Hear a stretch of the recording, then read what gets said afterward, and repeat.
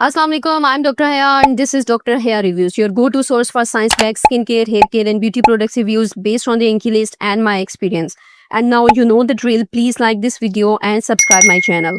आज की वीडियो बहुत अहम टॉपिक पर है which is one of the most common and most important skin concerns for both men and women, लेकिन मर्दों के मुकाबले में ये ख़वातीन में ज़्यादा कॉमन है, that is hyper pigmentation.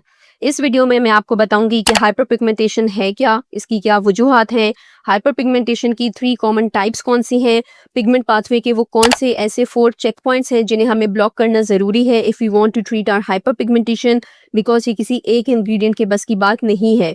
Hyper pigmentation is a multi ingredient story. और साथ ही उन स्किन केयर इंग्रेडिएंट्स की बात करेंगे जिन्हें आप अपने घर में ही अपनी स्किन केयर रूटीन में इनकॉर्पोरेट करके हाइपर पिगमेंटेशन को ट्रीट कर सकते हैं। एंड साथ ही I give you my products recommendations. So let's get started. What is hyperpigmentation? हमारी स्किन में एक खास किस्म के सेल्स दैट इज़ मेलेनोसाइट्स मौजूद होते हैं जो कि मेलानिन प्रोड्यूस करते हैं which is naturally occurring colouring pigment, जो कि हमारी स्किन को हार्मफुल यूवी रेज से बचाता है। लेकिन जब हमारी स्किन में मेलानिन की एबनॉर्मल और इरेगुलर ओवर प्रोडक्शन होती है तो ये हाइपरपिगमेंटेशन कहलाती है, that results in skin darkening. But हमें ये जानने की ज़रूरत है कि मेलानिन की एबनॉर्मल या इरेगुलर ओवर प्रोडक्शन होती क्यों है, क्योंकि अगर वजह मालूम होगी तभी तो उसका ट्रीटमेंट हो पाएगा। तो हाइपर पिगमेंटेशन के मल्टीपल कॉजेज़ हैं जिन्हें हम 2 कैटेगरीज में डिवाइड करेंगे, internal and external. Internal causes में सबसे पहले है genetics for which you can not do much, then hormonal imbalance जो कि फॉर एग्जांपल प्रेगनेंसी में देखने को मिलता है, then there are certain medical conditions जिसमें भी आपको हाइपर पिगमेंटेशन हो सकती है, लाइक एनीमिया, थायराइड डिजीज़ और एडिसन्स डिजीज़। सो अगर हाइपर पिगमेंटेशन को मैनेज करने से पहले अगर आपको इनमें से कुछ भी है और पहले अंडरलाइन कॉज को ही ट्रीट कर लिया जाए तो आपकी हाइपर पिगमेंटेशन भी मैनेज हो सकती है। एक्सटर्नल कॉजेज में टॉप पर है सन एक्सपोजर। आपका जितना ज़्यादा सन एक्सपोजर होगा, chance of developing hyper pigmentation उतना ही ज़्यादा होगा। Then there are certain medications जो कि हाइपर पिगमेंटेशन करा सकती हैं, लाइक एंटीसाइकोटिक्स, एंटी एरिथमिक्स और बर्थ कंट्रोल पिल्स। फिर ओवर एक्सफोलिएशन या हार्श फिजिकल स्क्रब्स भी हाइपर पिगमेंटेशन करा सकते हैं। Then there are certain formula whitening creams जिनसे शायद आपको टेम्पररी फ़ायदा लगे but in the long run वो आपको हाइपर पिगमेंटेशन दे सकती हैं। And yes, certain makeup products can also contribute to hyper pigmentation, particularly PIH। So ये कुछ कॉजेज थे हाइपर पिगमेंटेशन के। So the first and most important step in treating your hyper pigmentation is to rule out the cause, and if the cause is treatable so पहले उसको treat करें, otherwise आपकी सारी मेहनत बेकार जा सकती है। Now let's know the types of hyper pigmentation. First is post inflammatory hyperpigmentation, that is PIH। जब भी हमारी स्किन में कोई भी इंजरी या इन्फ्लेमेटरी कंडीशन होती है लाइक एक्नी, तो उसके बाद जो डार्क स्पॉट्स होते हैं वो PIH कहलाता है। सेकेंड इज एज स्पॉट्स और फ्रेकल्स। इसमें चेहरे पर ब्राउन या ब्लैक स्पॉट्स बन जाते हैं which is most likely due to prolonged और frequent sun exposure. And the third type is melasma. इसमें भी डार्क पैचेस बन जाते हैं but it involves larger skin area mostly found on cheeks, nose, forehead and chin. तो चलिए बात करते हैं उन स्किन केयर इंग्रेडिएंट्स की जो हाइपर पिगमेंटेशन को ट्रीट कर सकते हैं और समझते हैं कि पिगमेंट पाथवे के वो कौन से 4 ऐसे चेक पॉइंट्स हैं जिन पर हमें हिट करना होगा।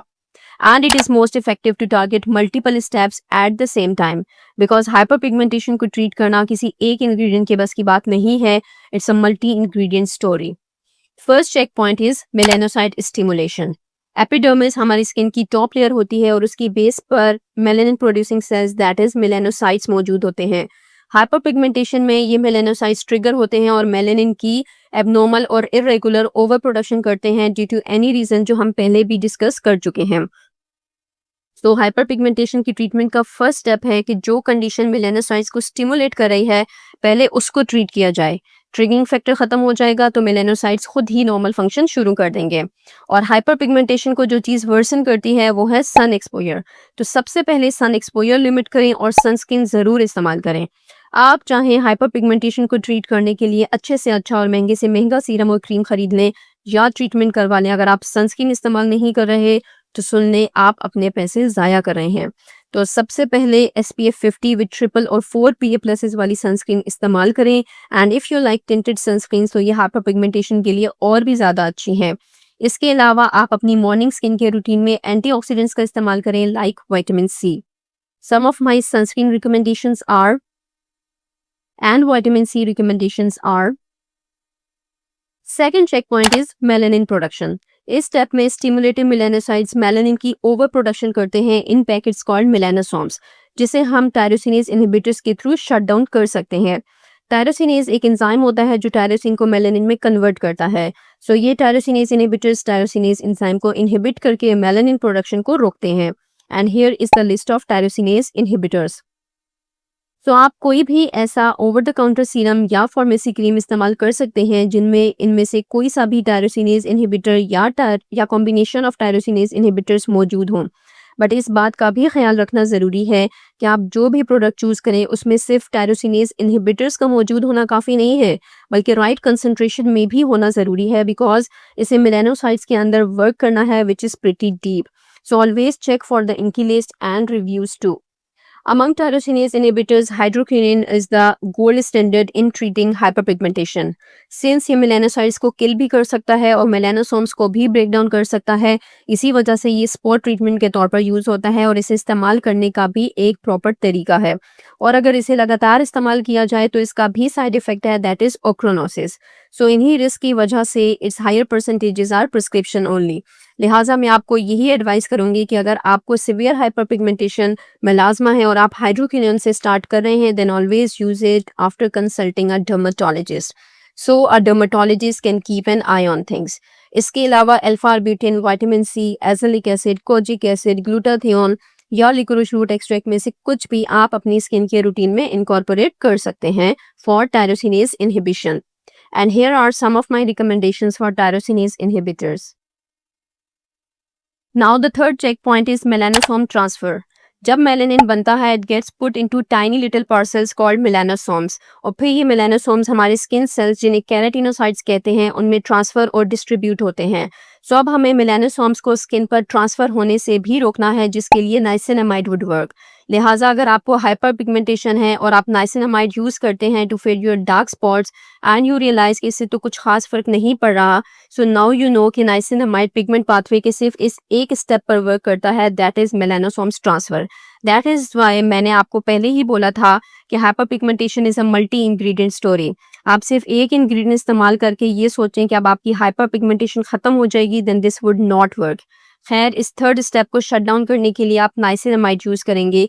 इसके अलावा सोयाबीन एक्सट्रैक्ट भी मेलानोसोम ट्रांसफर को रोकता है। And here are my niacinamide recommendations. And the fourth check point is skin turnover, ताकि स्किन सरफेस पर पिगमेंट कंटेनिंग सेल्स जल्दी जल्दी शेड हों and help you to achieve clear skin, जिसमें केमिकल एक्सफोलिएंट्स और retinoids would work. Chemical exfoliants में AHAs, VHAs and PHAs शामिल हैं। कौन सा केमिकल एक्सफोलिएंट किस स्किन टाइप के लिए है and which concentration is safe for you, I have detailed video on chemical exfoliation, link आपको डिस्क्रिप्शन बॉक्स में मिल जाएगा। एंड रेटिनॉइड्स में आई वुड सजेस्ट कि आप फर्स्ट टाइम यूज कर रहे हो, then always start with lower strength and less frequency, और फिर आहिस्ता आहिस्ता आप उसकी स्ट्रेंथ और फ्रीक्वेंसी को इंक्रीज कर सकते हैं। केमिकल एक्सफोलिएंट्स एंड रेटिनॉइड्स आपकी नाइट स्किन के रूटीन में शामिल होने चाहिए। एंड रेटिनॉइड्स आप ऑल्टरनेट नाइट्स यूज कर सकते हैं, जबकि केमिकल एक्सफोलिएशन आपने रेटिनॉल रेस्ट डे में से किसी दिन करनी है। And if you are already using retinoids then there isn't much to exfoliate, लिहाजा केमिकल एक्सफोलिएशन आप वीक में एक बार भी कर लें for dry skin and maximum twice a week for oily skin, then it would be enough. And here are some of my recommendations for chemical exfoliators and retinoids. So this was all about your hyperpigmentation treatment at home, जिसमें दो चीज़ें बहुत अहम हैं, एक consistency और दूसरा sunscreen. अगर आप ये इंग्रेडिएंट्स यूज़ करने में कंसिस्टेंट नहीं है तो भी आपकी हाइपरपिगमेंटेशन या तो ठीक नहीं होगी या फिर वापस आ जाएगी। और दूसरा, सनस्क्रीन बहुत ज़रूरी है, बिकॉज इस पूरे ट्रीटमेंट का कोई फ़ायदा नहीं है अगर आप ट्रिगरिंग फैक्टर को ही नहीं रोक रहे। सो सनस्क्रीन बहुत बहुत बहुत ज़रूरी है। इनडोर्स रीएप्लीकेशन की ज़रूरत नहीं है, but if you are outdoors तो रीएप्लीकेशन भी बहुत अहम है। सो आप अपनी एक स्किन के रूटीन बनाएं जिसमें वो सब इंग्रेडिएंट्स शामिल हों जो पिगमेंट पाथवे के इन 4 चेक पॉइंट्स को शट डाउन कर सके। आपने कंसिस्टेंटली 8 वीक्स तक यूज़ करने हैं and you yourself would see the result. I hope आपको ये वीडियो पसंद आई होगी। Then don't forget to like and subscribe. Bye.